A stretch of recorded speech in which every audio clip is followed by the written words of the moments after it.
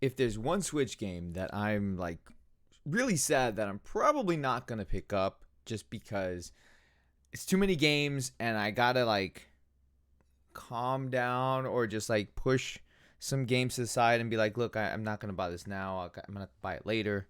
It's Fire Emblem Three Houses, and I know what you're saying. Well, why don't you push some of the other games aside instead of Fire Emblem Three Houses? Well, that's because I've already bought the other games and I gotta play them. Um, but Fire Emblem Three Houses is probably one of the best looking games on the Nintendo Switch. Probably, honestly, before this, I would have to say the best looking Switch game has been either Breath of the Wild or Mario Odyssey, and this game looks fantastic.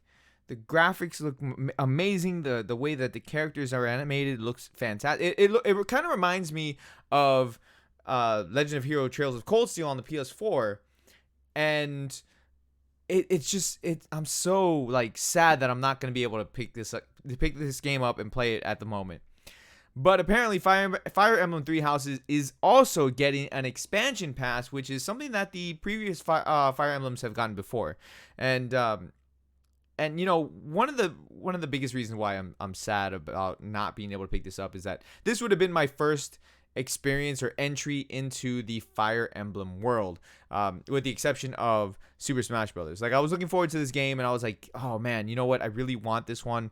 It looks amazing. I love tactical RPGs, and this would have been just a perfect game for me to play because it's on the Switch. I can play it wherever I want. I can play it in bed with the lights off. I can take it with me on trips. I could play it while I'm taking a dump.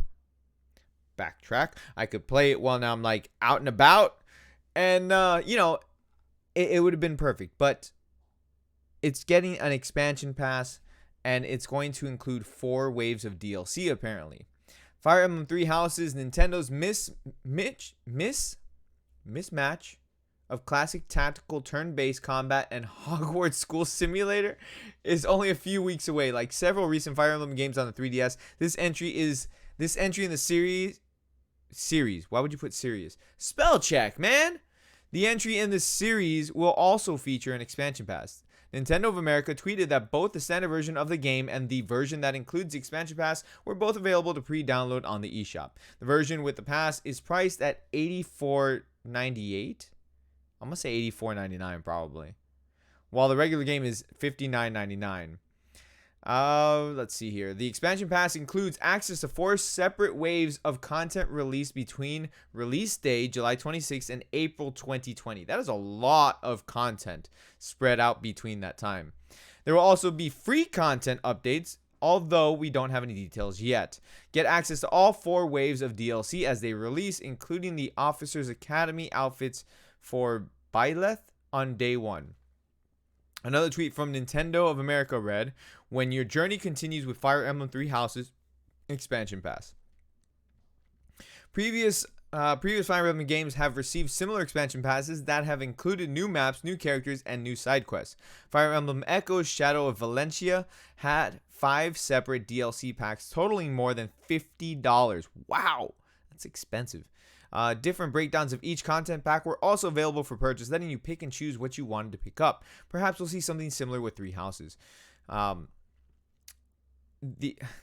Let's see. If you're new to Fire Emblem series and curious about where to start, check out our breakdown of where to start Fire Emblem. Let me tell you something really quick though. Some Fire Emblem games are really damn expensive, and it's hard to find them to be able to pick them up. With that being said, though, if we're talking about $85 up from $59.99, that's $25 for the expansion pass that includes 4 waves of DLC. That's not that bad, depending on how big the DLC content is. That's pretty much a season pass for like a fighting game or something. And some of the fighting games don't, like, they only give you maybe like 6 characters or something.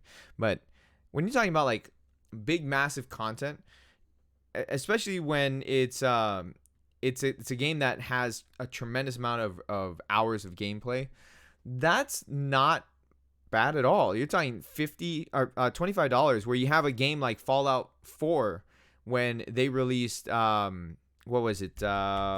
Harbor. Paying for Far Harbor DLC was like buying a whole nother game. Like, that's how much it cost. And while Far Harbor was a great expansion in Fallout 4, I don't think it was worth paying the freaking full price of another game, to be honest with you.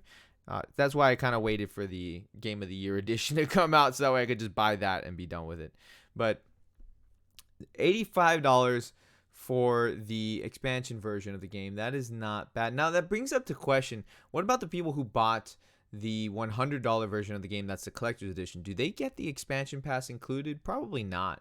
A lot of times when they do this, they do like the 3 version thing. So this would be considered like the deluxe version, where you had the regular version for $59.99, the deluxe version for $85, and then you have the collector's edition for $100. So that's usually how they do things. And then the collector's edition may or may not have the expansion pass stuff in it. Sometimes they do, sometimes they don't. Like, for example, the Dragon Ball Fighters expansion collector's edition did not have the season pass included, and that upset a lot of people because that was really expensive.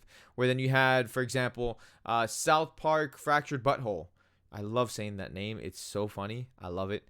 South Park Fractured Butthole, if you got the collector's edition of the game, it included the season pass for it. So sometimes you have it, sometimes you don't. Most cases, depending on the company, I can't say most cases, because depending on the company, they may or may not do it. And most likely, Nintendo's stingy. Most likely, the collector's edition does not have the expansion pass. I honestly haven't checked because the collector's edition sold out. So I'm like, there's no way for me to pick up this thing unless I get like super lucky somewhere.